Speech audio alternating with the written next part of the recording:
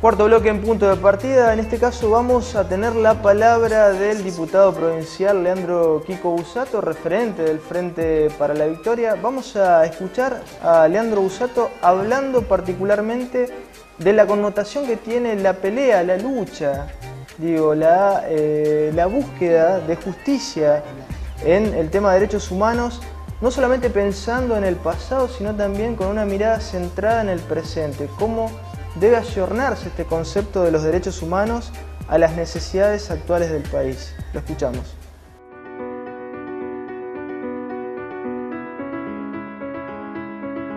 Sí, en realidad, digamos, me parece que hay una historia, digamos, recompuesta a partir de una decisión política del expresidente Néstor Kirchner, que reivindique y toma una lucha que venían sosteniendo los organismos y los familiares de las personas desaparecidas durante la última dictadura militar. Y creo que la decisión política más importante que tomó Kirchner en su momento fue hacer esta derogación de las leyes de impunidad y establecer una política de Estado en materia de derechos humanos. Hoy cualquier plataforma de cualquier partido político democrático tiene, creo yo, entre sus propuestas,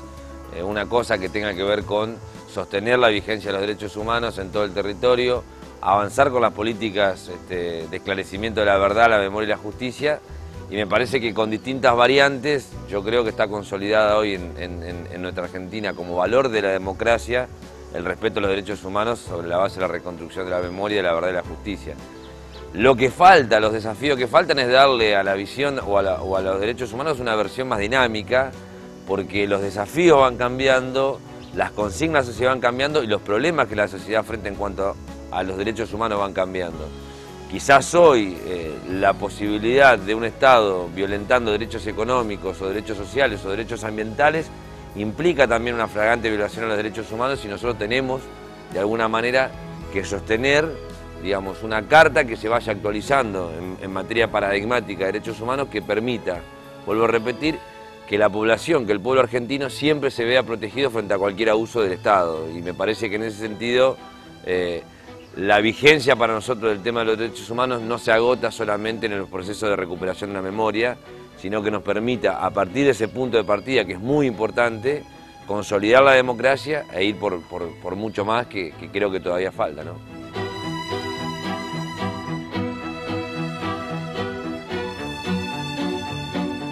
Sí, lo que quedó demostrado, a medida que se avanza en el esclarecimiento de los hechos, a medida que la verdad avanza, digamos, lo que queda demostrado es que hubo un proceso sistemático,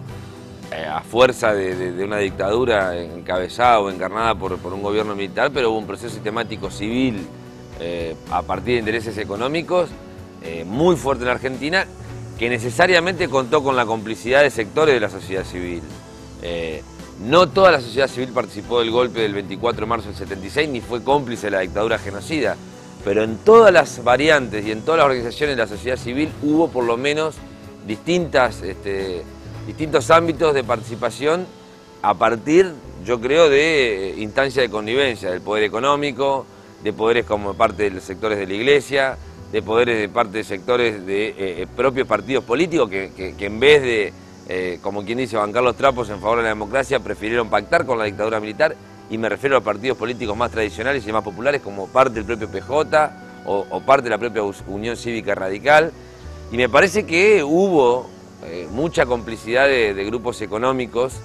que a medida que yo creo que se avance, bueno, se va esclareciendo cada vez más la verdad. Lo que me parece que nosotros tenemos que fijar como meta es el esclarecimiento de la verdad, no como una cuestión que tiene que ver con la revancha, sino fundamentalmente con empezar a dar, a partir de la verdad, bueno, halos de justicia para que la gente vea que los casos no quedan impunes. Yo creo que esto es importante, porque además también cuando uno empieza a entender qué pasó en el pasado reciente, empieza también a comprender un poco más el presente y puede proyectar otro futuro. Y me parece que en ese sentido, establecer la complicidad que hubo de determinados sectores económicos con el golpe militar del 76, bueno, va a ayudar a que por lo menos sepamos cuáles son los actores que hoy todavía siguen influyendo en la realidad argentina y qué papel jugaron en otra época.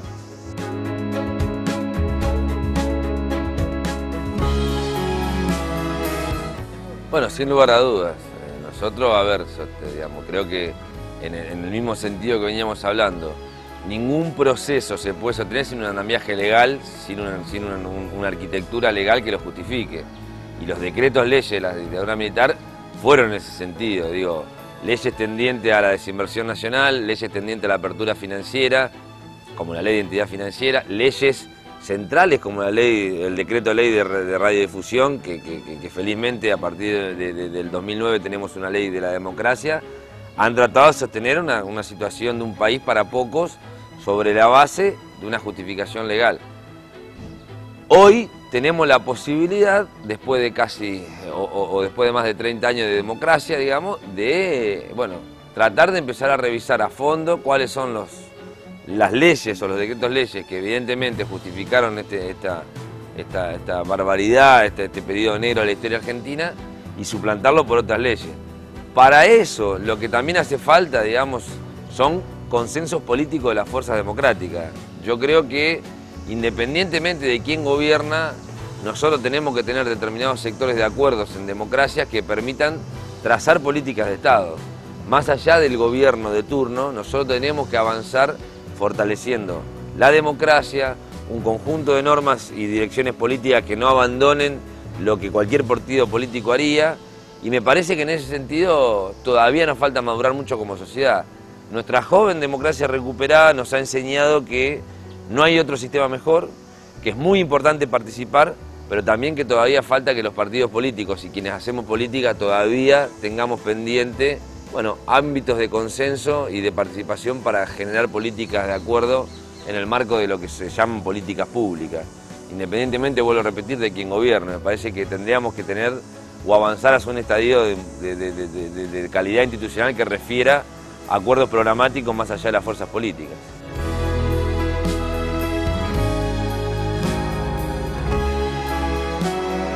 Yo creo que ahí es un poco a veces más complejo, porque evidentemente también existen partidos políticos que representan distintos intereses. Y depende de quién gobierne, a veces las decisiones económicas favorecen determinados intereses y sectores o no. A mí me parece, por lo menos, que las fuerzas democráticas que se jactan de ser populares, es decir, de representar las bases del pueblo, tendrían que tener como premisa la industria nacional y por ende tener una política de protección hacia la industria nacional. Yo creo que el gobierno nacional en los últimos años lo ha tratado de hacer, a veces con aciertos, a veces con errores, pero está claro que sustentar la industria nacional a nosotros nos genera la posibilidad de tener un mercado interno fuerte, que además se nutra de buenos salarios para los trabajadores y que eso genere una cadena de consumo virtuosa. Lo que muchas veces no se entiende, digamos, es que luego de más de 30 años de desguace de la industria nacional, volver, digamos, a una industria nacional de punta que compita mano a mano con las multinacionales hoy es prácticamente una quimera, y Argentina inclusive es una economía que todavía está demasiado subordinada a los precios de los commodities alimentarios. Entonces, en la medida que no define un perfil industrial y avance en ese sentido estratégicamente con otros socios de la región como Brasil, va a ser difícil que tengamos un perfil industrial en serio y que podamos potenciar muchísimas industrias nacionales que han resurgido, otras que se han sostenido, pero que, como bueno, decís vos recién, a veces compiten deslealmente, o por lo menos no compiten en las mismas condiciones que las empresas extranjeras que están consolidadas y son en definitiva las que marcan muchas veces las pautas económicas del día a día, ¿no?